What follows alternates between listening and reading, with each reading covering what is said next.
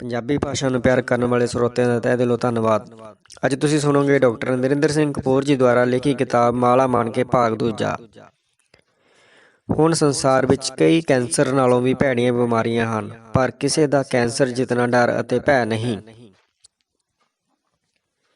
ਅਨੁਸ਼ਾਸਨ ਤੋਂ ਬਿਨਾਂ ਪ੍ਰਸੰਨਤਾ ਸੰਭਵ ਨਹੀਂ। ਚੰਗੀ ਸਿਹਤ ਤੋਂ ਬਿਨਾਂ ਇਹ ਮਾਣੀ ਨਹੀਂ ਜਾ ਸਕਦੀ। ਚੰਗੀ ਸਿਹਤ ਅਨੁਸ਼ਾਸਨ ਬਿਨਾਂ ਅਸੰਭਵ ਹੁੰਦੀ ਹੈ। ਜਿਹੜੇ ਬਹੁਤ ਰੁੱਝੇ ਹੁੰਦੇ ਹਨ, ਉਹਨਾਂ ਨੂੰ ਬੁੱਢੇ ਹੋਣ ਦਾ ਵਕਤ ਹੀ ਨਹੀਂ ਮਿਲਦਾ।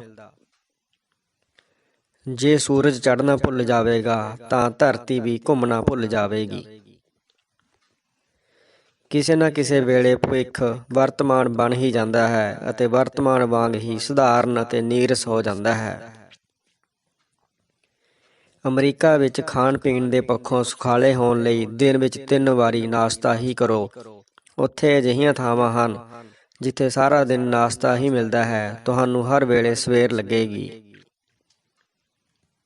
ਭਾਵਨਾਵਾਂ ਦੇ ਬੁਖਾਰ ਕਾਰਨ ਕਵਿਤਾ ਲਗਭਗ ਹਰ ਕੋਈ ਲਿਖ ਸਕਦਾ ਹੈ, ਪਰ ਵਾਰਤਕ ਤਰਕ ਦੇ ਸਲੀਕੇ ਬਿਨਾਂ ਲਿਖੀ ਨਹੀਂ ਜਾ ਸਕਦੀ। ਵਾਰਤਕ ਸਲੀਕੇ ਵਾਲੀ ਕਵਿਤਾ ਹੁੰਦੀ ਹੈ। ਜੇ ਹਸਪਤਾਲ ਦਾ ਵਾਤਾਵਰਨ ਉਤਸ਼ਾਹ ਵਾਲਾ ਹੋਵੇ ਤਾਂ ਰੋਗੀ ਜਲਦੀ ਠੀਕ ਹੋ ਜਾਂਦੇ ਹਨ। ਹਸਪਤਾਲ ਵਿੱਚ ਸਭ ਤੋਂ ਵਧੇਰੇ ਉਤਸ਼ਾਹ ਖੁੱਲ੍ਹੀ ਡੁੱਲੀ ਥਾਂ ਅਤੇ ਸਫਾਈ ਨਾਲ ਉਪਜਦਾ ਹੈ। ਜੇ ਅਧਿਆਪਕ ਨੂੰ ਆਪ ਪੜ੍ਹਨ ਦੀ ਆਦਤ ਹੋਵੇ ਤਾਂ ਇਹ ਆਦਤ ਉਸ ਦੇ ਵਿਦਿਆਰਥੀਆਂ ਨੂੰ ਵੀ ਪੈ ਜਾਂਦੀ ਹੈ। ਕਈ ਵਾਰੀ ਲੱਗਦਾ ਹੈ ਕਿ ਰੱਬ ਲੰਮੀ ਛੁੱਟੀ 'ਤੇ ਗਿਆ ਹੋਇਆ ਹੈ ਅਤੇ ਸਾਰੇ ਸੰਸਾਰ ਦੀਆਂ ਅਰਦਾਸਾਂ ਇਕੱਠੀਆਂ ਹੋਈ ਜਾ ਰਹੀਆਂ ਹਨ। ਕਈ ਬੰਦੇ ਉਜਾੜ ਵਿੱਚ ਖਾਲੀ ਮਕਾਨ ਵਰਗੇ ਹੁੰਦੇ ਹਨ। ਜਦੋਂ ਕੋਈ ਝੂਠ ਬੋਲਦਾ ਹੈ ਤਾਂ ਉਸ ਦਾ ਅੰਦਰਲਾ ਕਹਿ ਰਿਹਾ ਹੁੰਦਾ ਹੈ, ਝੂਠਾ। ਆਪੇ ਦੀ ਪਛਾਣ ਵਾਸਤੇ ਸ਼ਕਤੀਸ਼ਾਲੀ ਸੰਕਟਾਂ ਵਿੱਚੋਂ ਗੁਜ਼ਰਨਾ ਪੈਂਦਾ ਹੈ, ਕਮਜ਼ੋਰ ਅਨੁਭਵਾਂ ਵਿੱਚੋਂ ਨਹੀਂ। ਇਸਤਰੀ ਲਈ ਕੁਮਾਰੇਪਣ ਦਾ ਮੁੱਕਣਾ ਬੜੀ ਵੱਡੀ ਸਿੱਖਿਆ ਹੁੰਦੀ ਹੈ। ਬਹੁਤਿਆਂ ਵਿੱਚ ਉਪਦੇਸ਼ ਦੇਣ ਵਾਲੀ ਬਿਰਤੀ ਤਾਂ ਹੁੰਦੀ ਹੈ, ਪਰ ਕੁਝ ਪੁੱਛਣ, ਜਾਣਨ, ਦੱਸਣ ਵਾਲਾ ਗਿਆਨ ਨਹੀਂ ਹੁੰਦਾ। ਸ਼ਕਤੀਸ਼ਾਲੀ ਅਹੁਦਾ ਉਹ ਹੁੰਦਾ ਹੈ ਜਿੱਥੇ ਮਾਮਲੇ ਨਿਪਟਾਏ ਜਾਂਦੇ ਹਨ, ਫੈਸਲੇ ਲਏ ਜਾਂਦੇ ਹਨ, ਜ਼ਿੰਮੇਵਾਰੀ ਚੁੱਕੀ ਜਾਂਦੀ ਹੈ। ਪੁਰਾਤਨ ਯੂਨਾਨ ਦੀ ਅਦਾਲਤ ਵਿੱਚ ਦੋਸ਼ੀ ਨੂੰ ਆਪਣਾ ਪੱਖ ਆਪ ਪੇਸ਼ ਕਰਨਾ ਪੈਂਦਾ ਸੀ। ਮੁਕੱਦਮੇ ਦੀ ਕਾਰਵਾਈ 1 ਦਿਨ ਵਿੱਚ ਹੀ ਪੂਰੀ ਕੀਤੀ ਜਾਂਦੀ ਸੀ। ਸੁਕਰਾਤ ਦੇ ਮੁਕੱਦਮੇ ਦੀ ਕਾਰਵਾਈ 1 ਦਿਨ ਹੀ ਚੱਲੀ ਸੀ। ਜੇ ਥਾਮਸ ਐਡੀਸਨ ਨੇ ਕਾਢਾਂ ਕੱਢਣ ਤੋਂ ਪਹਿਲਾਂ ਡਿਗਰੀਆਂ ਲਈਆਂ ਹੁੰਦੀਆਂ ਤਾਂ ਉਸਨੇ ਕਾਢਾਂ ਨਹੀਂ ਸੀ ਕੱਢਣੀਆਂ, ਕਿਧਰੇ ਨੌਕਰੀ ਕਰਦੇ ਹੋਣਾ ਸੀ। ਵਪਾਰ ਵਿੱਚੋਂ ਜੇ ਇੱਕਦਮ ਵਧੇਰੇ ਲਾਭ ਹੋਣ ਲੱਗ ਪਏ ਤਾਂ ਇਹ ਚਿੰਤਾ ਦਾ ਮਸਲਾ ਸਮਝਿਆ ਜਾਂਦਾ ਹੈ। ਕਈ ਰਾਜਨੀਤਿਕ ਪਾਰਟੀਆਂ ਵਿੱਚ ਏਕੇ ਦਾ ਕਾਰਨ ਸਾਂਝੀ ਲੁੱਟ ਹੁੰਦਾ ਹੈ। ਮਨੋਰੰਜਨ ਅਤੇ ਸਿੱਖਿਆ ਵਿੱਚ ਕੋਈ ਬੁਨਿਆਦੀ ਅੰਤਰ ਨਹੀਂ ਹੈ। ਅੰਤਰ ਵਿਅਕਤੀ ਦੀ ਦਿਲਚਸਪੀ ਦਾ ਹੁੰਦਾ ਹੈ। ਹਰ ਕੋਈ ਕਹਿੰਦਾ ਹੈ ਪੈਸਾ ਬੋਲਦਾ ਹੈ, ਪਰ ਪੈਸਾ ਕਹਿੰਦਾ ਕੀ ਹੈ? ਬਹੁਤਿਆਂ ਨੂੰ ਅਲਵਿਦਾ ਹੀ ਕਹਿੰਦਾ ਹੈ। ਹਰੇਕ ਚੀਜ਼ ਖਰੀਦਣ ਸਾਰ ਪੁਰਾਣੀ ਹੋ ਜਾਂਦੀ ਹੈ। ਮੱਧਕਾਲ ਦੀ ਖੇਤੀਬਾੜੀ ਨੇ ਸੰਸਾਰ ਦੇ ਵਿਸ਼ਾਲ ਹੋਣ ਦੀ ਸੋਝੀ ਕਰਵਾਈ ਸੀ। ਆਧੁਨਿਕ ਯੁੱਗ ਵਿੱਚ ਸੂਚਨਾ ਤਕਨਾਲੋਜੀ ਨੇ ਸੰਸਾਰ ਦੇ ਛੋਟੇ ਹੋਣ, ਆਲਮੀ ਪਿੰਡ ਹੋਣ ਦਾ ਅਹਿਸਾਸ ਕਰਵਾਇਆ ਹੈ। ਵਿਗਿਆਪਨ ਕਲਾ ਦੀ ਲੋੜ ਅਜੋਕੇ ਬਹੁਤਾਂਤ ਵਾਲੇ ਸੰਸਾਰ ਵਿੱਚ ਫਜ਼ੂਲ ਚੀਜ਼ਾਂ ਦੀ ਵਿਕਰੀ ਲਈ ਪੈਂਦੀ ਹੈ। ਵਿਆਹ ਇਸ ਵਿਸ਼ਵਾਸ ਨਾਲ ਕੀਤਾ ਜਾਂਦਾ ਹੈ ਕਿ ਅਸੀਂ ਜੀਵਨ ਭਰ ਇੱਕ ਦੂਜੇ ਦਾ ਸਾਥ ਦੇਵਾਂਗੇ। ਝਗੜਾ ਭਾਵੇਂ ਹਨੀਮੂਨ ਵਿੱਚ ਹੀ ਹੋ ਜਾਵੇ। ਕਈਆਂ ਦਾ ਝਗੜਾ ਅਤੇ ਵਿਆਹ ਦੋਵੇਂ ਨਾਲ-ਨਾਲ ਚੱਲਦੇ ਰਹਿੰਦੇ ਹਨ। ਆਦਤ ਪੈ ਜਾਂਦੀ ਹੈ, ਦੋਵੇਂ ਇੱਕ ਦੂਜੇ ਦੀ ਆਦਤ ਬਣ ਜਾਂਦੇ ਹਨ। ਜੇ ਤੁਹਾਨੂੰ ਗੁੱਸਾ ਚੜ੍ਹਿਆ ਹੋਇਆ ਹੈ ਤਾਂ ਯਾਦ ਰੱਖੋ, ਦੂਜੇ ਨੂੰ ਵੀ ਚੜ੍ਹ ਸਕਦਾ ਹੈ। ਹੁਣ ਜਵਾਨ ਇਸਤਰੀ ਪੁਰਸ਼ ਇਹ ਸੋਚ ਕੇ ਹੀ ਵਿਆਹ ਤੋਂ ਡਰ ਜਾਂਦੇ ਹਨ ਕਿ ਸਾਰਾ ਜੀਵਨ ਇਕੱਠੇ ਰਹਿਣਾ ਪਵੇਗਾ। ਦੁਰਘਟਨਾਵਾਂ ਦਾ ਵਿਸ਼ਲੇਸ਼ਣ ਕਰੀਏ ਤਾਂ ਉਹ ਗਲਤੀਆਂ ਲੱਗਣਗੀਆਂ। ਜੀਵਨ ਭਰ ਦੀ ਸਹਿਨਸ਼ੀਲਤਾ ਦੇ ਕੋਰਸ ਨੂੰ ਵਿਆਹ ਕਹਿੰਦੇ ਹਨ। ਬੱਚੇ ਇਸ ਕੋਰਸ ਦੇ ਡਿਪਲੋਮੇ ਡਿਗਰੀਆਂ ਹੁੰਦੇ ਹਨ। ਕਿਸੇ ਵਰਤਾਰੇ ਜਾਂ ਵਿਹਾਰ ਨੂੰ ਸਹਿ ਲੈਣਾ ਪ੍ਰਵਾਨਗੀ ਨਹੀਂ ਖਵਾਉਂਦਾ। ਇਸਤਰੀਆਂ ਦੀ ਦ੍ਰਿਸ਼ਟੀ ਤੋਂ ਸਾਰੇ ਪੁਰਸ਼ ਬੋਲੇ ਅਤੇ ਬੇਵਕੂਫ ਹੁੰਦੇ ਹਨ। ਉਹ ਕੁਝ ਸੁਣਦੇ ਹੀ ਨਹੀਂ, ਬਸ ਵੇਖੀ ਜਾਂਦੇ ਹਨ। ਅਕਲ ਦਾ ਕੋਈ ਲਿੰਗ ਪਲਿੰਗ ਨਹੀਂ ਹੁੰਦਾ।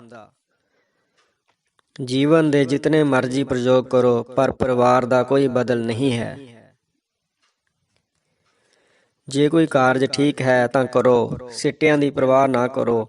ਸਿੱਟੇ ਚੰਗੇ ਹੀ ਨਿਕਲਣਗੇ। ਕਾਰਜ ਨਹੀਂ ਕਰੋਗੇ, ਨਾ ਕਰਨ ਦਾ ਪਛਤਾਵਾ ਹੋਵੇਗਾ। ਜਵਾਨੀ ਵਿਖਾਵੇ ਦੀ ਉਮਰ ਹੁੰਦੀ ਹੈ, ਕਿਉਂਕਿ ਇਸ ਵਿੱਚ ਵੇਖਣ ਵਿਖਾਉਣ ਵਾਲਾ ਬੜਾ ਕੁਝ ਹੁੰਦਾ ਹੈ। ਜਿਉਣ ਅਤੇ ਜੀਵਨ ਮਾਣਨ ਦਾ ਸਭ ਤੋਂ ਸੌਖਾ ਢੰਗ ਸਾਦਗੀ ਹੈ, ਪਰ ਇਹ ਗੱਲ ਸਮਝ ਆਉਂਦਿਆਂ ਆਉਂਦਿਆਂ ਉਮਰ ਲੰਘ ਚੁੱਕੀ ਹੁੰਦੀ ਹੈ। ਖੁੱਲੀ ਕਵਿਤਾ ਨੇ ਕਵੀਆਂ ਦੀ ਭੀੜ ਅਤੇ ਕਵਿਤਾ ਦਾ ਹੜ੍ਹ ਲੈ ਆਂਦਾ ਹੈ। ਚੰਗੀ ਖੁੱਲੀ ਕਵਿਤਾ ਪੜ੍ਹਨ ਵਿੱਚ ਸੌਖੀ ਹੁੰਦੀ ਹੈ, ਪਰ ਲਿਖਣੀ ਔਖੀ ਹੁੰਦੀ ਹੈ। ਪਰ ਖੁੱਲੇ ਕਵੀਆਂ ਨੇ ਇਹ ਨੇਮ ਉਲਟਾ ਦਿੱਤਾ ਹੈ। ਛੜਾ ਸ਼ਬਦ ਪੁਰਸ਼ ਲਈ ਹੀ ਵਰਤਿਆ ਜਾਂਦਾ ਹੈ। ਸਾਡੇ ਸਮਾਜ ਵਿੱਚ ਛੜੀ ਦਾ ਕੋਈ ਸੰਕਲਪ ਨਹੀਂ ਹੈ। ਜੋ ਪਤਨੀ ਦਾ ਪੁਜਾਰੀ ਹੈ, ਉਸ ਲਈ ਭਗਵਾਨ ਨੂੰ ਮੰਨਣ ਦੀ ਲੋੜ ਨਹੀਂ। ਉਹ ਜਦੋਂ ਚਾਹੇ ਆਰਤੀ ਉਤਾਰ ਸਕਦਾ ਹੈ। ਜਿਹੜਾ ਬਹੁਤ ਅਰਦਾਸਾਂ ਕਰਦਾ ਹੈ, ਉਸ ਦਾ ਅੰਦਰਲਾ ਜਾਣਦਾ ਹੁੰਦਾ ਹੈ ਕਿ ਰੱਬ ਮਦਦ ਨਹੀਂ ਕਰੇਗਾ। ਭਾਰਤੀਆਂ ਦਾ ਵਿਸ਼ਵਾਸ ਹੈ ਕਿ ਜੇ ਦਵਾਈ ਅਸਰ ਨਾ ਕਰੇ, ਅਰਦਾਸ ਕਰੇਗੀ। ਆਪ ਸਹੀ ਹੋਈਏ ਤਾਂ ਕਿਸੇ ਨੂੰ ਨਾਲ ਖਲੋਣ ਦੇ ਲਈ ਕਹਿਣਾ ਨਹੀਂ ਪੈਂਦਾ। ਜੇ ਸੰਪੂਰਨ ਬਰਾਬਰੀ ਹੋਵੇਗੀ ਤਾਂ ਕੋਈ ਵਿਕਾਸ ਨਹੀਂ ਵਾਪਰੇਗਾ। ਕੁਝ ਅਤੇ ਕਈ ਪ੍ਰਕਾਰ ਦੀ ਨਾ ਬਰਾਬਰੀ ਜ਼ਰੂਰੀ ਹੁੰਦੀ ਹੈ, ਤਾਂ ਕਿ ਉਸਾਰੂ ਸਾੜਾ ਅਤੇ ਮੁਕਾਬਲਾ ਨਵੇਂ ਯਤਨਾਂ ਲਈ ਪ੍ਰੇਰਨਾ ਬਣਿਆ ਰਹੇ। ਧਾਰਮਿਕ ਵਿਅਕਤੀ ਅਸੰਭਵ ਦੇ ਸੰਭਵ ਹੋਣ ਲਈ ਹਵਨ ਕਰਦੇ ਹਨ। ਵਿਗਿਆਨੀ ਖੋਜ ਅਤੇ ਪ੍ਰਯੋਗ ਰਾਹੀਂ ਅਸੰਭਵ ਨੂੰ ਸੰਭਵ ਕਰ ਵਿਖਾਉਂਦੇ ਹਨ। ਭੈੜੇ ਬੰਦੇ ਦਾ ਸਰੀਰ ਹੀ ਨਹੀਂ, ਆਲਾ ਦੁਆਲਾ ਵੀ ਬਿਮਾਰ ਹੁੰਦਾ ਹੈ। ਧਮਕੀਆਂ ਇੱਕ ਹੱਦ ਤੱਕ ਹੀ ਸ਼ਕਤੀ ਦਾ ਪ੍ਰਗਟਾਵਾ ਕਰਦੀਆਂ ਹਨ। ਬਹੁਤ ਅਧਿਕ ਧਮਕੀਆਂ ਕਮਜ਼ੋਰੀ ਦਾ ਸਬੂਤ ਬਣ ਜਾਂਦੀਆਂ ਹਨ। ਇਜ਼ਰਾਈਲ ਧਮਕੀ ਨਹੀਂ ਦਿੰਦਾ, ਕਾਰਵਾਈ ਹੀ ਕਰਦਾ ਹੈ। ਗੋਲੀ ਦਾ ਜਵਾਬ ਮਿਜ਼ਾਈਲ ਨਾਲ ਦਿੰਦਾ ਹੈ। ਵੱਡੇ ਜਰਨੈਲ ਆਪਣੀ ਤਾਕਤ ਨੂੰ ਦੁਸ਼ਮਣ ਦੀ ਤਾਕਤ ਨਾਲ ਮਾਪਦੇ ਤੋਲਦੇ ਨਹੀਂ। ਉਹ ਦੁਸ਼ਮਣ ਦੀਆਂ ਕਮਜ਼ੋਰੀਆਂ ਲੱਭਦੇ ਹਨ ਅਤੇ ਆਪਣੀਆਂ ਕਮਜ਼ੋਰੀਆਂ ਸੋਧਦੇ ਹਨ। ਹਰੇਕ ਹਾਰ ਕਮਜ਼ੋਰੀਆਂ ਕਾਰਨ ਵਾਪਰਦੀ ਹੈ। ਫੈਸ਼ਨ ਜੇ ਚੱਲ ਜਾਵੇ ਤਾਂ ਚੱਲ ਜਾਂਦਾ ਹੈ, ਪਰ ਕੁਝ ਅਰਸੇ ਮਗਰੋਂ ਸਾਰੇ ਆਪਣੀ ਮੂਰਖਤਾ ਦੇ ਹੱਸਦੇ ਹਨ। ਤੁਹਾਡੀ ਤਾਕਤ ਉਹ ਨਹੀਂ ਜਿਹੜੀ ਤੁਸੀਂ ਸਮਝਦੇ ਹੋ ਤੁਹਾਡੀ ਹੈ, ਸਗੋਂ ਉਹ ਹੁੰਦੀ ਹੈ ਜੋ ਵਿਰੋਧੀ ਜਾਂ ਦੁਸ਼ਮਣ ਸਮਝਦਾ ਹੈ ਤੁਹਾਡੀ ਹੈ। ਉਸ ਨੂੰ ਜਿੱਤਣਾ ਅਸੰਭਵ ਸੀ, ਸੋ ਮੈਂ ਉਸ ਨੂੰ ਜਿਤਾ ਦਿੱਤਾ। ਮੈਂ ਉਸ ਨਾਲ ਵਿਆਹ ਨਹੀਂ ਕਰਵਾ ਸਕਿਆ, ਉਸ ਨੇ ਮੇਰੇ ਨਾਲ ਕਰਵਾ ਲਿਆ। ਹੁਣ ਇਸਤਰੀ ਲਈ ਕਮਜ਼ੋਰ ਡਰਪੋਕ ਹੋਣ ਦੇ ਜ਼ਮਾਨੇ ਲੰਘ ਗਏ ਹਨ। ਸਵੈ ਵਿਰੋਧਾਂ ਦੇ ਬਾਵਜੂਦ ਜ਼ਿੰਦਗੀ ਚੱਲਦੀ ਰਹਿੰਦੀ ਹੈ। ਜ਼ਿੰਦਗੀ ਦੀ ਸ਼ਕਤੀ ਇਸ ਵਿੱਚ ਹੈ ਕਿ ਇਹ ਸਭ ਕੁਝ ਬਰਦਾਸ਼ਤ ਕਰ ਲੈਂਦੀ ਹੈ। ਕਈ ਰਿਸ਼ਤੇ ਗੋਡਿਆਂ ਦੇ ਦਰਦ ਵਰਗੇ ਹੁੰਦੇ ਹਨ। ਗੋਡੇ ਆਪਣੇ ਹੋਣ ਕਰਕੇ ਦਰਦ ਬਰਦਾਸ਼ਤ ਕਰਨੇ ਪੈਂਦੇ ਹਨ। ਪ੍ਰੇਮੀ ਸਮਝਦਾ ਹੈ ਕਿ ਉਸਦਾ ਦਿਲ ਪ੍ਰੇਮਿਕਾ ਦੇ ਟਹਿਲਣ ਲਈ ਇੱਕ ਬਾਰਾਂਦਰੀ ਹੈ, ਪਰ ਪ੍ਰੇਮਿਕਾ ਜਾਣਦੀ ਹੈ ਕਿ ਉਹ ਬਾਰਾਂਦਰੀ ਨਹੀਂ, ਬੰਦ ਗਲੀ ਹੈ। ਬੁਢਾਪੇ ਤੋਂ ਪਹਿਲਾਂ ਹੀ ਬੁੱਢੇ ਦਿਸਣ ਲੱਗ ਪੈਣ ਜਿਹਾ ਸਰਾਪ ਕੋਈ ਨਹੀਂ ਹੁੰਦਾ। ਕਲਾ ਜ਼ਿੰਦਗੀ ਦਾ ਮਹੱਤਵ ਦ੍ਰਿੜ ਕਰਵਾਉਂਦੀ ਹੈ। ਜਿਹੜੇ ਅਦਾਰੇ ਗੈਰ ਵਪਾਰਕ ਹੁੰਦੇ ਹਨ, ਉਹੀ ਅਖਲਾਕੀ ਕਦਰਾਂ ਕੀਮਤਾਂ ਦੇ ਰਖਵਾਲੇ ਹੁੰਦੇ ਹਨ। ਵਪਾਰਕ ਅਦਾਰੇ ਭ੍ਰਿਸ਼ਟ ਹੋ ਜਾਂਦੇ ਹਨ, ਕਿਉਂਕਿ ਉਹ ਮੁਨਾਫੇ ਦੇ ਪੁਜਾਰੀ ਬਣ ਜਾਂਦੇ ਹਨ। ਨਿਰਸੰਦੇਹ ਗਰੀਬਾਂ ਦੀ ਗਰੀਬੀ ਘਟ ਰਹੀ ਹੈ, ਪਰ ਅਮੀਰਾਂ ਦੀ ਅਮੀਰੀ ਤੇਜ਼ੀ ਨਾਲ ਵੱਧ ਰਹੀ ਹੈ, ਜਿਸ ਕਾਰਨ ਪਾੜਾ ਘਟਣ ਦੀ ਥਾਂ ਵੱਧ ਰਿਹਾ ਹੈ। ਜਿਸ ਨੂੰ ਵਿਰਸੇ ਵਿੱਚ ਵੱਡੀ ਜਾਇਦਾਦ ਮਿਲਣ ਦੇ ਸੁਪਨੇ ਆਉਂਦੇ ਹਨ, ਉਸ ਕੋਲ ਅੰਤ ਨੂੰ ਸੁਪਨੇ ਹੀ ਰਹਿ ਜਾਂਦੇ ਹਨ। ਬਹੁਤੇ ਮਰੀਜ਼ ਰੋਗ ਨਾਲ ਨਹੀਂ, ਇਲਾਜ ਦੀਆਂ ਗੁੰਝਲਾਂ ਨਾਲ ਮਰਦੇ ਹਨ। ਵਿਦਵਾਨ ਪਾਗਲ ਅਨਪੜ੍ਹ ਪਾਗਲ ਨਾਲੋਂ ਵਡੇਰੀ ਸਮੱਸਿਆ ਹੁੰਦਾ ਹੈ। ਕਿਸਮਤ ਬਾਰੇ ਇੱਕ ਗੱਲ ਪੱਕੀ ਹੈ, ਇਹ ਅਕਸਰ ਬਦਲ ਜਾਂਦੀ ਹੈ। ਹੋਰਾਂ ਨੂੰ ਧਿਆਨ ਨਾਲ ਸੁਣਨ ਵਾਲਾ ਹਰ ਥਾਂ ਹਰਮਨ ਪਿਆਰਾ ਹੁੰਦਾ ਹੈ ਅਤੇ ਇਸ ਆਦਤ ਨਾਲ ਹੀ ਉਹ ਬੜਾ ਸਿਆਣਾ ਬਣ ਜਾਂਦਾ ਹੈ।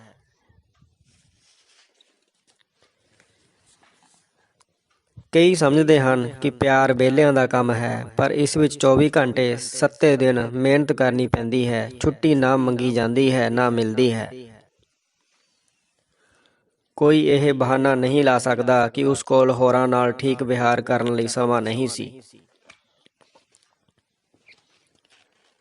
ਜਿਨ੍ਹਾਂ ਭਾਸ਼ਣਾਂ ਵਿੱਚ ਡੂੰਘਾਈ ਨਹੀਂ ਹੁੰਦੀ, ਉਹੀ ਭਾਸ਼ਣ ਲੰਮੇ ਹੁੰਦੇ ਹਨ। ਜੋ ਸਧਾਰਨ ਲੋਕ ਸੋਚਦੇ ਹੀ ਹਨ, ਉਹ ਸਿਆਣਾ ਵਿਅਕਤੀ ਮਹਿਸੂਸਦਾ ਵੀ ਹੈ। ਬੁਢਾਪੇ ਕਾਰਨ ਪਹਿਲਾਂ ਮਨ ਤੇ ਝੁਰੜੀਆਂ ਪੈਂਦੀਆਂ ਹਨ, ਫਿਰ ਇਹ ਚਿਹਰੇ ਤੇ ਪ੍ਰਗਟ ਹੁੰਦੀਆਂ ਹਨ। ਹਾਲੀਵੁੱਡ ਅਦਾਕਾਰਾ ਮੈਰੀਲਿਨ ਮੋਨਰੋ ਕਰੋੜਾਂ ਅਮਰੀਕਨਾਂ ਦੀ ਮਾਸ਼ੂਕ ਸੀ। ਫੌਜੀ ਰਾਜ ਵਿੱਚ ਫਾਂਸੀ ਪਹਿਲਾਂ ਲਾਈ ਜਾਂਦੀ ਹੈ, ਮੁਕੱਦਮਾ ਮਗਰੋਂ ਚਲਾਇਆ ਜਾਂਦਾ ਹੈ। ਤਾਨਾਸ਼ਾਹੀ ਦੇਸ਼ਾਂ ਵਿੱਚ ਫਾਂਸੀ ਲਾ ਦਿੱਤੀ ਜਾਂਦੀ ਹੈ, ਮੁਕੱਦਮਾ ਚਲਾਉਣ ਦੀ ਲੋੜ ਨਹੀਂ ਪੈਂਦੀ। ਸਿੱਖਿਆ ਦਾ ਤਾਂ ਹੀ ਮਹੱਤਵ ਹੈ, ਜਿਹੇ ਤੱਥਾਂ ਦੇ ਸੰਚਾਰ ਤੋਂ ਅੱਗੇ ਚਰਿੱਤਰ ਦਾ ਨਿਰਮਾਣ ਕਰੇ। ਨਹੀਂ ਤਾਂ ਲੋਕ ਪੜ੍ਹੇ ਲਿਖੇ ਹੋ ਜਾਣਗੇ, ਪਰ ਚਰਿੱਤਰ ਕਿਸੇ ਦਾ ਨਹੀਂ ਹੋਵੇਗਾ। ਉਦਾਹਰਨਾਂ ਸਾਹਮਣੇ ਆਉਣ ਲੱਗ ਪਈਆਂ ਹਨ। ਸੰਭਾਵਨਾ ਤੋਂ ਬਿਨਾਂ ਹੀ ਆਸਵੰਦ ਹੋਣ ਦੇ ਅਰਥ ਹਨ। ਮੰਗਣੀ ਹੋਈ ਨਾ ਹੋਵੇ ਅਤੇ ਲਾੜਾ ਵਿਆਹ ਲਈ ਘੋੜੀ ਪੱਕੀ ਕਰ ਲਵੇ। ਇਮਤਿਹਾਨ ਦਿੱਤਾ ਨਾ ਹੋਵੇ ਅਤੇ ਵਿਦਿਆਰਥੀ ਨਤੀਜੇ ਦੀ ਉਡੀਕ ਕਰੇ। ਕਾਨੂੰਨ ਖੁਸ਼ਹਾਲ ਦੇਸ਼ਾਂ ਵਿੱਚ ਹੀ ਬਣਦੇ ਅਤੇ ਲਾਗੂ ਹੁੰਦੇ ਹਨ। ਅਸੀਂ ਭਾਰਤ ਦੇ ਵਾਸੀ ਹਾਂ, ਸਾਨੂੰ ਸਭ ਪ੍ਰਕਾਰ ਦੀ ਛੋਟ ਹੈ। ਚੰਗੇ ਵਿਚਾਰ ਦਾਨ ਵਿੱਚ ਨਹੀਂ ਮਿਲਦੇ, ਇਹ ਲੱਭਣੇ ਖੋਜਣੇ ਸੋਚਣੇ ਪੈਂਦੇ ਹਨ। ਕੈਨੇਡਾ ਵਿੱਚ ਭੂਤ ਨਹੀਂ ਹਨ, ਆਖਰ ਭੂਤ ਭਾਰਤ ਤੋਂ ਹੀ ਜਾਣੇ ਹਨ। ਕਈ ਜਾਅਲੀ ਵੀਜ਼ਿਆਂ ਨਾਲ ਪਹੁੰਚ ਤਾਂ ਗਏ ਹਨ, ਪਰ ਪਛਾਣੇ ਨਹੀਂ ਜਾ ਰਹੇ। ਵਕਤ ਗੱਲਾਂ ਦੀ ਲਾਲੀ ਮਾਂਜ ਦਿੰਦਾ ਹੈ। ਜਿਹੜਾ ਆਰਾਮ ਯਾਤਰਾ ਦੌਰਾਨ ਨਿਰੰਤਰ ਲੱਭਿਆ ਜਾਂਦਾ ਹੈ, ਉਹ ਵਾਪਸ ਮੁੜਨ ਤੇ ਘਰੋਂ ਬਿਨਾਂ ਲੱਭਿਆਂ ਲੱਭ ਪੈਂਦਾ ਹੈ। ਕਿਸੇ ਦੇਸ਼ ਨੂੰ ਸਹੀ ਅਤੇ ਲਾਭਕਾਰੀ ਢੰਗ ਨਾਲ ਵੇਖਣਾ ਚਾਹੁੰਦੇ ਹੋ ਤਾਂ ਸਧਾਰਨ ਵਿਅਕਤੀ ਵਾਂਗ ਪੈਦਲ ਤੁਰ ਕੇ ਵੇਖੋ। ਪਹਿਲਾਂ ਪੜ੍ਹਿਆਂ ਲਿਖਿਆਂ ਅਤੇ ਅਨਪੜ੍ਹਾਂ ਵਿੱਚ ਅੰਤਰ ਸਪਸ਼ਟ ਸੀ। ਹੁਣ ਅਨਪੜ੍ਹ ਵੀ ਪੜ੍ਹ ਲਿਖ ਲੈਂਦੇ ਹਨ ਅਤੇ ਪੜ੍ਹੇ ਲਿਖੇ ਅਨਪੜ੍ਹ ਵੀ ਆਮ ਹਨ। ਘਰ ਦੀ ਸਜਾਵਟ ਦਾ ਨੇਮ ਹੈ, ਕੋਈ ਵੀ ਕੋਝੀ ਚੀਜ਼ ਨਾ ਰੱਖੋ। ਇਸ ਨੇਮ ਨਾਲ ਅਨੇਕਾਂ ਫਜ਼ੂਲ ਪਈਆਂ ਚੀਜ਼ਾਂ ਹੀ ਨਹੀਂ, ਅੱਧੇ ਬੰਦੇ ਵੀ ਬਾਹਰ ਹੋ ਜਾਣਗੇ। ਅਸਲੀ ਯਾਦਾਂ ਗੁਲੂਕੰਦ ਵਾਂਗ ਮਿੱਠੀਆਂ ਹੀ ਨਹੀਂ ਹੁੰਦੀਆਂ, ਨਿੰਬੂ ਵਾਂਗ ਖੱਟੀਆਂ ਵੀ ਹੁੰਦੀਆਂ ਹਨ। ਬੱਚਿਆਂ ਦੀ ਚਿੰਤਾ ਕਰਨ ਵਾਲੀ ਇਸਤਰੀ ਨੂੰ ਆਪਣੇ ਚੰਗੀ ਮਾਂ ਹੋਣ ਦਾ ਅਹਿਸਾਸ ਹੁੰਦਾ ਹੈ। ਪਰਿਵਾਰ ਬਾਰੇ ਚਿੰਤਾ ਕਰਨ ਵਾਲਾ ਪੁਰਸ਼ ਆਪਣੇ ਆਪ ਨੂੰ ਸਫਲ ਪਿਤਾ ਸਮਝਦਾ ਹੈ। ਕਿਸੇ ਵੱਲ ਪਿੱਠ ਕਰਕੇ ਗਾਲਾਂ ਕੱਢਣ ਦਾ ਸਵਾਦ ਨਹੀਂ ਆਉਂਦਾ। ਜੇ ਪੈਰਾਂ ਵਿੱਚ ਦ੍ਰਿੜਤਾ ਹੋਵੇ ਤਾਂ ਦਿਮਾਗ ਵਿੱਚ ਅਕਲ ਵੀ ਹੋਵੇਗੀ। ਬੋਲਣ ਲਈ ਗਿਆਨ ਚਾਹੀਦਾ ਹੁੰਦਾ ਹੈ, ਸੁਣਨ ਲਈ ਸਿਆਣਪ ਦੀ ਲੋੜ ਪੈਂਦੀ ਹੈ। ਘਰੋਂ ਬਾਹਰ ਪੁਰਸ਼ ਬੋਲਦਾ ਹੈ, ਇਸਤਰੀ ਧਿਆਨ ਨਾਲ ਸੁਣਦੀ ਹੈ। ਘਰ ਅੰਦਰ ਇਸਤਰੀ ਬੋਲਦੀ ਹੈ, ਪੁਰਸ਼ ਸਿਆਣਾ ਹੋ ਕੇ ਸੁਣਦਾ ਹੈ। ਦੁੱਖਾਂ ਲਈ ਕੁਦਰਤ ਨੇ 3 ਇਲਾਜ ਬਣਾਏ ਹਨ: ਨੀਂਦਰ, ਕੰਮ ਅਤੇ ਮੌਤ। ਜਿਹੜਾ ਵਿਚਾਰ ਨਵੇਂ ਸੰਬੰਧਾਂ ਅਤੇ ਉਪਰਾਲਿਆਂ ਨੂੰ ਉਜਾਗਰ ਕਰੇ ਅਤੇ ਨਵੇਂ ਪੱਖ ਉਘਾੜੇ, ਉਹ ਵਿਚਾਰ ਮੌਲਿਕ ਹੁੰਦਾ ਹੈ। ਗੋਡਿਆਂ ਦੇ ਦਰਦ ਜਾਂ ਕੰਜੂਸੀ ਵਰਗੀਆਂ ਕਈ ਬਿਮਾਰੀਆਂ ਮਨੁੱਖ ਨੂੰ ਜਲਦੀ ਮਰਨ ਨਹੀਂ ਦਿੰਦੀਆਂ। ਗੋਡਿਆਂ ਦੇ ਦਰਦ ਕਾਰਨ ਉਹ ਹਾਦਸਿਆਂ ਤੋਂ ਬਚਿਆ ਰਹਿੰਦਾ ਹੈ ਅਤੇ ਕੰਜੂਸੀ ਨਾਲ ਜੋੜੇ ਪੈਸੇ ਉਸ ਦੀ ਰੱਖਿਆ ਕਰਦੇ ਰਹਿੰਦੇ ਹਨ। ਹਰ ਸਫਲ ਪੁਰਸ਼ ਦੀ ਬੀਵੀ ਆਪਣੇ ਪਤੀ ਤੋਂ ਅੱਕੀ ਹੁੰਦੀ ਹੈ, ਕਿਉਂਕਿ ਪਤੀ ਕੋਲ ਬੀਵੀ ਲਈ ਕਦੇ ਵਕਤ ਹੀ ਨਹੀਂ ਹੁੰਦਾ। ਜੇ ਆਦੇਸ਼ ਸਪਸ਼ਟ ਨਾ ਹੋਣ ਤਾਂ ਇਹਨਾਂ ਨੂੰ ਲਾਗੂ ਕਰਨ ਵਾਲੇ ਅਮਲੇ ਤੱਕ ਪਹੁੰਚਦੇ ਇਹ ਅਰਥ ਗਵਾ ਬੈਠਦੇ ਹਨ, ਕਿਉਂਕਿ ਅਮਲਾ ਇਹਨਾਂ ਆਦੇਸ਼ਾਂ ਵਿੱਚੋਂ ਉਹ ਅਰਥ ਕੱਢੇਗਾ ਜੋ ਉਹ ਕੱਢਣਾ ਚਾਹੁੰਦਾ ਹੈ। ਇਹ ਦੂਜਿਆਂ ਦੇ ਵਿਚਾਰ ਹੀ ਹੁੰਦੇ ਹਨ ਜਿਹੜੇ ਸਾਨੂੰ ਸਮਝ ਨਹੀਂ ਆਉਂਦੇ। ਆਪਣੇ ਵਿਚਾਰਾਂ ਬਾਰੇ ਅਜਿਹੀ ਕੋਈ ਸਮੱਸਿਆ ਨਹੀਂ ਹੁੰਦੀ। ਰਲ ਕੇ ਸੋਚਣ ਨਾਲ ਸਾਂਝੀ ਅਕਲ ਵਾਂਗ ਸਾਂਝੀ ਮੂਰਖਤਾ ਵੀ ਉਪਜੇਗੀ। ਪੁਰਸ਼ ਪ੍ਰਧਾਨ ਸਮਾਜ ਵਿੱਚ ਜਦੋਂ ਕੋਈ ਇਸਤਰੀ ਸਮਾਜ ਦੀ ਈਨ ਮੰਨਣ ਤੋਂ ਇਨਕਾਰੀ ਹੁੰਦੀ ਹੈ ਤਾਂ ਉਸ ਦੇ ਚਰਿੱਤਰ ਤੇ ਦੋਸ਼ ਲਾਏ ਜਾਂਦੇ ਹਨ ਅਤੇ ਉਸ ਨੂੰ ਦੋਸ਼ਾਂ ਨਾਲ ਕੁਚਲਿਆ ਜਾਂਦਾ ਹੈ। ਤਿੰਨ ਚੀਜ਼ਾਂ ਲਈ ਹਰ ਕੋਈ ਤਾਂਘਦਾ ਹੈ: ਨਵੀਨਤਾ, ਪਰਿਵਰਤਨ ਅਤੇ ਵਿਕਾਸ। ਪੁਰਾਤਨ ਰੋਮ ਵਿੱਚ ਰੱਥਾਂ ਦੀਆਂ ਦੌੜਾਂ ਵਿੱਚ ਅੱਵਲ ਆਉਣ ਵਾਲੇ ਨੂੰ ਇੱਕ ਸੁੰਦਰੀ ਅਤੇ ਇੱਕ ਸ਼ਰਾਬ ਦਾ ਮੱਟ ਮਿਲਦਾ ਸੀ। ਸੁੰਦਰੀ ਜੇਤੂ ਲਈ ਹੁੰਦੀ ਸੀ, ਮੱਟ ਸੁੰਦਰੀ ਲਈ ਹੁੰਦਾ ਸੀ। ਪ੍ਰਭਾਵਸ਼ਾਲੀ ਰਚਨਾ ਅਕਸਰ ਉਦੋਂ ਹੀ ਲਿਖੀ ਜਾਂਦੀ ਹੈ ਜਦੋਂ ਉਸ ਨੂੰ ਲਿਖਣਾ ਟਾਲਣਾ ਪਰੇਸ਼ਾਨ ਕਰਨ ਲੱਗ ਪਵੇ। ਵੱਡਾ ਆਗੂ ਉਹਨਾਂ ਨੂੰ ਆਪਣੇ ਨਾਲ ਜੋੜਦਾ ਹੈ ਜਿਹੜੇ ਉਸ ਦੀਆਂ ਘਾਟਾਂ ਨੂੰ ਪੂਰਦੇ ਅਤੇ ਉਸ ਦੀ ਸ਼ਕਤੀ ਨੂੰ ਵਧਾਉਂਦੇ ਹਨ। ਕਿਸੇ ਅਰਸੇ ਲਈ ਜਦੋਂ ਕਿਧਰੇ ਦੂਰ ਜਾਂ ਵਿਦੇਸ਼ ਜਾਓਗੇ, ਅੱਧੇ ਅਰਸੇ ਮਗਰੋਂ ਮਨ ਉੱਥੋਂ ਉਚਾਟ ਹੋਣ ਲੱਗ ਪਏਗਾ। ਗਰੀਬੀ ਤਾਂ ਪਹਿਲਾਂ ਵੀ ਸੀ, ਪਰ ਸੰਸਾਰ ਨੂੰ ਪਹਿਲੀ ਵਾਰ ਇਸ ਦਾ ਪਤਾ ਉਦਯੋਗਿਕ ਕ੍ਰਾਂਤੀ ਨਾਲ ਲੱਗਿਆ ਸੀ। ਜੇ ਪਤੀ ਦੀ ਸਲਾਹਕਾਰ ਪਤਨੀ ਹੋਵੇਗੀ ਤਾਂ ਉਹ ਪੁਰਸ਼ ਕੋਈ ਜੋਖਮ ਨਹੀਂ ਉਠਾ ਸਕੇਗਾ, ਕਿਉਂਕਿ ਇਸਤਰੀ ਬਚਾਓ ਵਾਲੀ ਨੀਤੀ ਅਪਣਾਉਂਦੀ ਹੈ।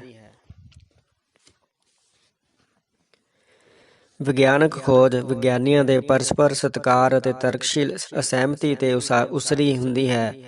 ਸਹੀ ਅਰਥਾਂ ਵਿੱਚ ਪ੍ਰਜਾਤੰਤਰ ਵਿਗਿਆਨ ਦੇ ਖੇਤਰ ਵਿੱਚ ਹੁੰਦਾ ਹੈ।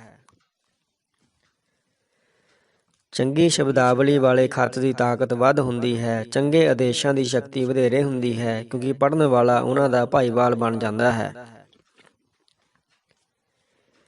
ਕਲਾ ਕੋਈ ਹੋਵੇ, ਉਸ ਵਿੱਚ ਸੰਜਮ ਅਤੇ ਸਲੀਕਾ ਸਾਂਝੇ ਗੁਣ ਹੁੰਦੇ ਹਨ।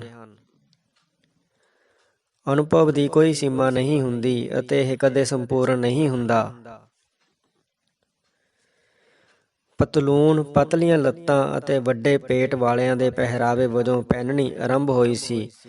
ਪਤਲੀਆਂ ਲੱਤਾਂ ਅਤੇ ਵੱਡੇ ਪੇਟ ਨਾਲ ਪੁਰਸ਼ ਜੋਕਰ ਲੱਗਦਾ ਹੈ। ਇਹ ਪਹਿਰਾਵਾ ਜੋਕਰ ਨੂੰ ਜੈਂਟਲਮੈਨ ਬਣਾਉਣ ਲਈ ਪ੍ਰਚਲਿਤ ਹੋਇਆ ਸੀ। ਅਕਸਰ ਜੋ ਅਸੀਂ ਚਾਹੁੰਦੇ ਹਾਂ ਉਹ ਨਹੀਂ ਮਿਲਦਾ, ਪਰ ਜੇ ਯਤਨ ਜਾਰੀ ਰੱਖੀਏ ਤਾਂ ਜਿਸ ਦੀ ਲੋੜ ਹੁੰਦੀ ਹੈ ਉਹ ਜ਼ਰੂਰ ਮਿਲ ਜਾਂਦਾ ਹੈ।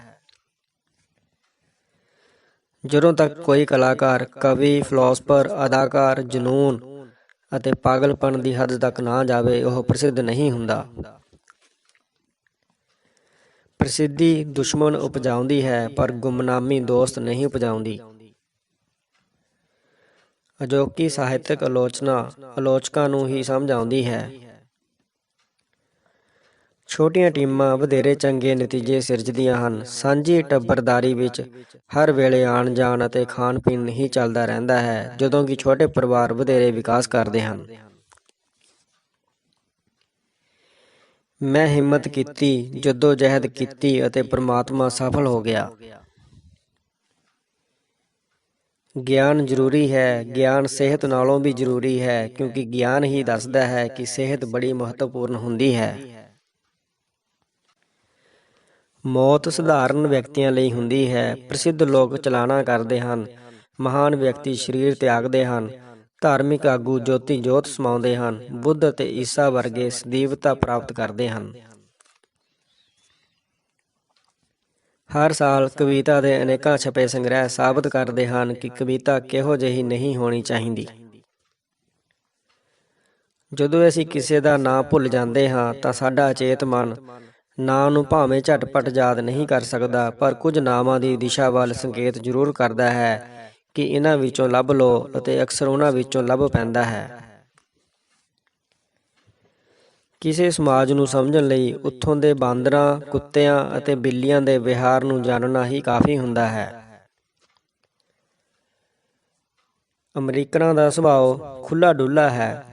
ਉੱਥੋਂ ਦਾ ਰਾਸ਼ਟਰਪਤੀ ਵੀ ਦੋਸਤ ਲੱਗਦਾ ਹੈ। ਯੂਰਪ ਦੇ ਬਾਦਸ਼ਾਹ ਆਪ ਕੁਝ ਨਹੀਂ ਸੋਚਦੇ, ਮੰਤਰੀਆਂ ਦੇ ਦੱਸੇ ਅਨੁਸਾਰ ਬੋਲਦੇ ਅਤੇ ਕਾਰਜ ਕਰਦੇ ਹਨ। ਇਹੀ ਕਾਰਨ ਹੈ ਕਿ ਯੂਰਪ ਵਿੱਚ ਇੱਕ ਵੀ ਬਾਦਸ਼ਾਹ ਅਜਿਹਾ ਨਹੀਂ ਹੋਇਆ ਜਿਸ ਨੂੰ ਅਮਰੀਕਨ ਆਪਣਾ ਰਾਸ਼ਟਰਪਤੀ ਚੁਣ ਲੈਣ। ਢਹਿੰਦੀ ਕਲਾ ਵਿੱਚ ਹੋ, ਗੁਰਦੁਆਰੇ ਦੇ ਲੰਗਰ ਵਿੱਚ ਸੇਵਾ ਕਰੋ। ਲੋਕਾਂ ਦੀ ਭੁੱਖ ਮਿਟਾਉਣ ਨਾਲ ਤੁਸੀਂ ਆਪ ਰੱਜ ਕੇ ਚੜ੍ਹਦੀ ਕਲਾ ਵਿੱਚ ਹੋ ਜਾਓਗੇ। ਕੰਮ ਤੁਸੀਂ ਕਰਨਾ ਹੈ, ਘਾਟਾ ਵਾਧਾ ਵਾਹਿਗੁਰੂ ਵੇਖੇਗਾ। ਸਜ਼ਾਵਾਂ ਅਤੇ ਇਨਾਮ ਘੱਟ ਪਰ ਅਰਥਪੂਰਨ ਹੋਣੇ ਚਾਹੀਦੇ ਹਨ। ਪੁਰਾਤਨ ਯੂਨਾਨ ਵਿੱਚ ਓਲੰਪਿਕਸ ਮੁਕਾਬਲਿਆਂ ਵਿੱਚ ਜੇਤੂਆਂ ਨੂੰ ਪੱਤਿਆਂ ਦਾ ਮੁਕਟ ਪਹਿਨਾਇਆ ਜਾਂਦਾ ਸੀ। ਹੁੰਦਾ ਪੱਤਿਆਂ ਦਾ ਸੀ, ਪਰ ਹੁੰਦਾ ਮੁਕਟ ਸੀ। ਕਿਸੇ ਲੋੜਵੰਦ ਦੀ ਧੀ ਦਾ ਵਿਆਹ ਹੈ, ਆਸ ਨਾਲੋਂ ਵਧੇਰੇ ਮਦਦ ਕਰੋ। ਮਦਦ ਉਹਨਾਂ ਦੀ ਲੋੜ ਪੂਰੀ ਕਰ ਰਹੀ ਹੋਵੇਗੀ, ਆਨੰਦ ਤੁਹਾਨੂੰ ਆ ਰਿਹਾ ਹੋਵੇਗਾ। ਉਹ ਸਾਰਾ ਪਰਿਵਾਰ ਧੰਨਵਾਦੀ ਹੀ ਨਹੀਂ ਹੋਵੇਗਾ, ਬਲਿਹਾਰੇ ਜਾਵੇਗਾ। ਮਨੁੱਖ ਸੁਭਾਅ ਵਜੋਂ ਹੀ ਸਵਾਰਥੀ ਹੈ, ਪਰ ਆਪਣੇ ਸਵਾਰਥ ਨੂੰ ਲੁਕਾ ਕੇ ਗੱਲਾਂ ਸਰਬੱਤ ਦੇ ਭਲੇ ਦੀਆਂ ਕਰਦਾ ਹੈ। ਇਹਨਾਂ ਵਿਰੋਧੀ ਸਿਰਿਆਂ ਨੂੰ ਜੋੜ ਕੇ ਰੱਖਣਾ ਹੀ ਸਮਾਜਿਕ ਵਿਅਕਤੀ ਦਾ ਕਾਰਜ ਹੁੰਦਾ ਹੈ। ਚੈਨਲ ਨੂੰ ਸਬਸਕ੍ਰਾਈਬ ਕਰਨ ਲਈ ਧੰਨਵਾਦ। ਤੁਹਾਡਾ ਦਿਨ ਸ਼ੁਭ ਰਹੇ।